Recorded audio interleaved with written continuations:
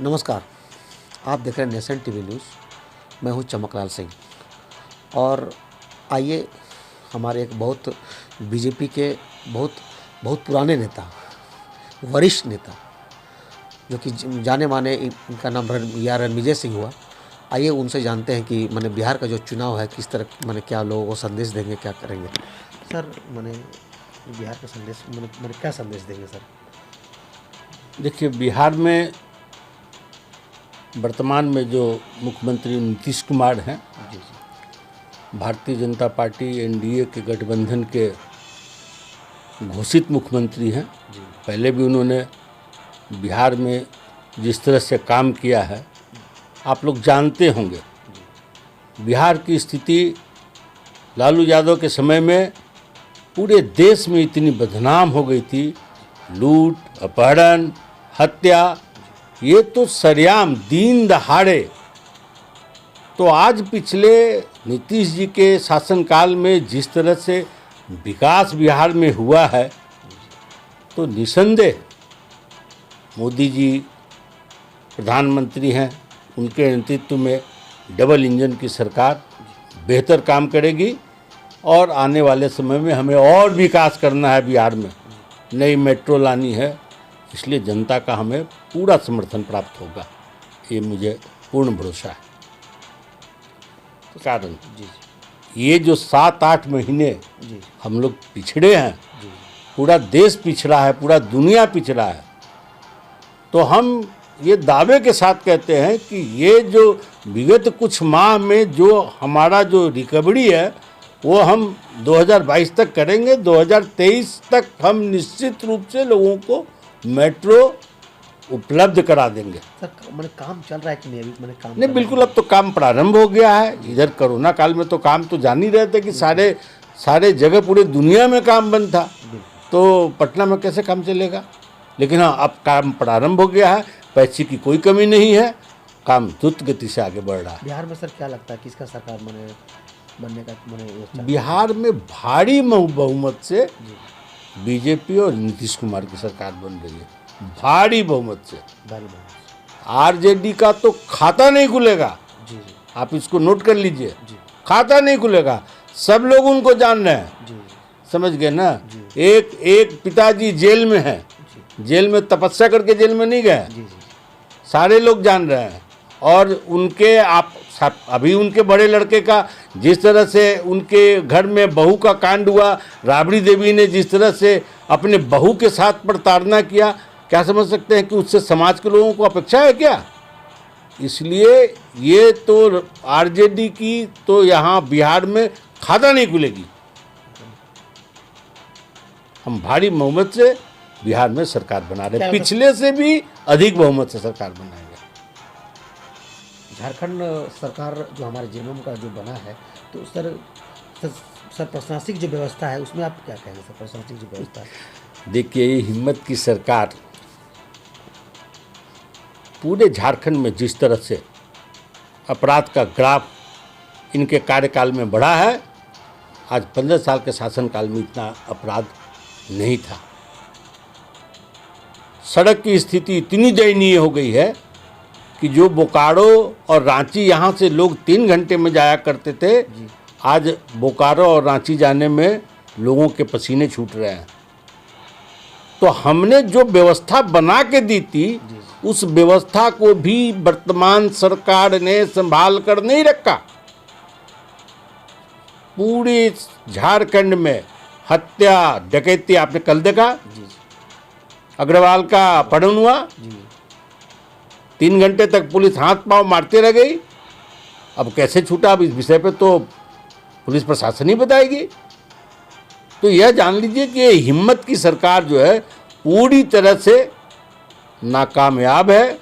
आम आदमी परेशान है, चाहे वो सीओ ऑफिस में ज़मीन का म्यूटेशन हो, थाने में पूरा सरकार मास्क चेकिंग कर रहा है, हेलमेट चेकिंग कर रहा है और गाड़ी का पार्किंग का चेकिंग कर रहा है और वसूली कर रहा है। सारे लोगों को पता है। सर ऐसा भी देखने को मिल रहा है सर, ये जब से सरकार बनी है, हत्या, लूट, उसके बाद वो रेप, सब सारा चीज़ बढ़ा हुआ, सारा चीज़ बढ़ा हुआ। आप तो देख रहे हैं अखबार में समाचार हत्या, लूट, डकैती, बलात्कार इन सबों से पड़ा हुआ है। सरकार ट्विटर से चल रही है। क्या संदेश देंगे सर हमारे सरकार को, हमारे क्या मैंने क्या करना चाहिए? देखिए, सरकार यह बहुत जल्दी अपने ही आंतरिक कलह से गिरेगी, क्योंकि कांग्रेस नहीं चाहती, उसको पता है कि ये सरकार गिरेगी तो भारतीय जनता पार्टी आ जाएगी।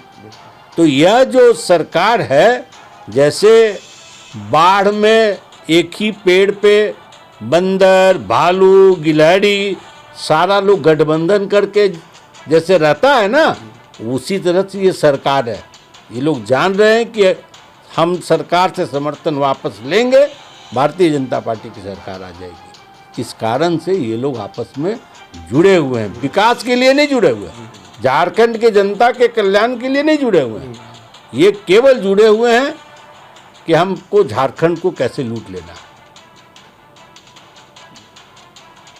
ठीक है सर, किसान का जो मैंने बिल पास हुआ, जो मैंने मोर्चा खड़ा किया, तो सर उस पर आप क्या कहेंगे सर? देखिए, किसान बिल जो मोदी जी ने लाया है, वो सच पूछिए कि यह बिल कांग्रेस लाना चाह रही थी जब कांग्रेस सत्ता में थी, लेकिन इसमें कुछ संशोधन कर भारतीय जनता पार्टी इस बिल को लाने के पक्ष में थी, जिसके कारण से जैसे एमएसपी, मिनिमम सपोर्ट प्राइस, अब इसके लेके अब किसान अपना फसल जब उसका होता है, आप जानते होंगे कि जब आलू होता है, प्याज होता है, तो किसान को 2 रुपया भाव नहीं मिलता है। आज 35 रुपये आलू खरीद रहे हैं ना, ये पैसा किसको जा रहा है? किसान को जा रहा है? नहीं जा रहा है किसान को, ये पैसा दलालों को जा रहा है, जिसने मंडी में इनके सामान को औने पौने भाव में खरीद लिया। मोदी जी ने इसको ब्रेक कर दिया। किसान अपना सामान किसी को कहीं बेच सकता है, स्वतंत्र है। आप उसकी गाड़ी को अपने मंडी में लगा के और 10 दिन तक उसको खड़ा करा के और मनमाने रेट में, ऐसे लोग बोली लगाते थे, ऐसे हाथ रख देते थे, 4 गाड़ी माल लगा हुआ है, और ऐसे हाथ रख के बोल दिए 40,000 रुपया, नहीं दीजिएगा तो ले जाइए। अब वो किसान जो 10 दिन से मंडी में पड़ा हुआ है, उसको 10,000 रुपया ट्रैक्टर का भाड़ा देना है। तो ये लोग दलालों की सरकार थी, जिसको मोदी जी ने समाप्त कर दिया। किसान अपनी फसल जब मर्जी होगी, जिससे मर्जी होगी, जिस रेट में होगी, बेचेंगे। मिनिमम सपोर्ट प्राइस की बात ये लोग कर रहे हैं। अब जैसे समझ लीजिए कि अब गेहूं और चावल पे सपोर्ट प्राइस एक मायने रखता है। अब आलू है, सीजन में इसको 2 रुपये लोग किलो खरीदते हैं, किसान कहेगा कि नहीं हम 10 रुपये बेचेंगे, आपको लेना है तो लीजिए, नहीं लेना है मत लीजिए, हमको 10 रुपये और कहीं भी बेचेंगे। नासिक का प्याज धनबाद का व्यापारी खरीद सकता है, 200, 500, 1000, 5000 कुंटल खरीद सकता है। तो मोदी जी ने तो समझ लीजिए ऐतिहासिक काम किया है, किसानों के लिए मील का पत्थर साबित हो गई है। अब उसमें जो बड़े किसान हैं, जो किसान आढ़तियों से छोटे किसानों को सताते थे, उन लोगों का एक लॉबी बना है, और कांग्रेस उस लॉबी के साथ काम करी, जो रिचेस्ट किसान है। और भारतीय जनता पार्टी की मोदी सरकार ने गरीब किसानों की बात की है। सर आज जो किसानों की जो बात कर, लेकिन सर ये सब्जी आज इतना महंगा क्यों है? अभी देखिए, आलू सर कितना, अभी सर ये 35 रुपये किलो, 40 रुपये किलो मिल रहा है। ये पूर्व में जो मतलब किसान बिल जो था, उसी का ये परिणाम है। अब आने वाले समय में आप 2021 में नहीं सुनिएगा कि आलू आपको 35 रुपये मिल रहा है।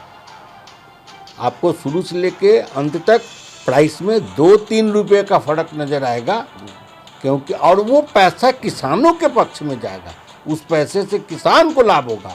कल को अगर यदि आलू, अभी आपको शायद बता देता हूँ, सरकार ने 90% सब्सिडी दे रखा है। आप कोई किसान अपना ग्रुप बना के, 200 किसान का ग्रुप बना के आप आइए, और आपको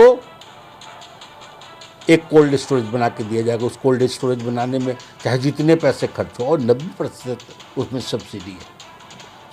तो किसानों के लिए भारतीय जनता पार्टी, मोदी जी की सरकार जो काम की है, वो ऐतिहासिक भविष्य में साबित होगा।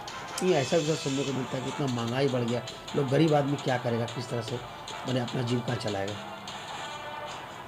पूर्व में जो व्यवस्था बनाई गई थी उसी व्यवस्था को वर्तमान सरकार ठीक कर रही है। हम उसी व्यवस्था को ठीक करने में लगे हैं, उसको व्यवस्था को ठीक करेंगे तो आने वाले समय में, अब ये तो समझ लीजिए कि दूसरी बार जब सरकार बनी तो कोरोना लागू हो गया, 7-8 महीने तो इसी में हम लोग, लेकिन मैं दावे के साथ कह रहा हूँ कि पूरे भारतवर्ष में इतने बड़े महामारी कोरोना फैल जाने से पूरे दुनिया परेशान रही, लेकिन भारत में किसी को भी मोदी जी ने अनाज की कमी नहीं होने दी। आज के दिन में किसी गरीब के घर में जाइए, उसके घर में 6 महीने का अनाज एडवांस में रखा हुआ है। ये मोदी जी की देन। अभी तो जन्मदिन पर करते हैं आपने।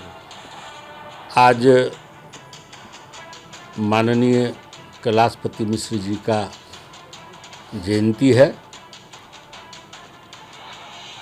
आज ही के दिन 1923 में उनका जन्म हुआ था और बिहार के राजनीति में भारतीय जनता पार्टी को एक तरह से यूनिवर्सिटी के रूप में उनको हम लोग आज भी समझते हैं। वो संगठन के पिता तुल्य अभिभावक रहे हैं। आज बिहार और झारखंड में भारतीय जनता पार्टी की जो एक मजबूत स्तंभ खड़ी है, उसके वो पुरोधा रहे हैं। वो व्यक्ति नहीं थे, अपने आप में एक संगठन थे। वो एक बहुत ही सहनशील और किसी बात को इस तरह से रखते थे कि वो बात हृदय में छू जाता था। वो कुशल संगठन करता थे। हम आज के दिन उस पुण्य आत्मा के प्रति विनम्र श्रद्धांजलि अर्पित करते हैं और हम चाहेंगे कि भारतीय जनता पार्टी की जो लोग भी पुराने व्यक्ति हैं, वो माननीय कैलाशपति मिश्र जी के व्यक्तित्व का, उनके आचरण का, उनके विचार का, उनके शालीनता का ग्रहण करें, उनके पद चिन्हों पर चलें।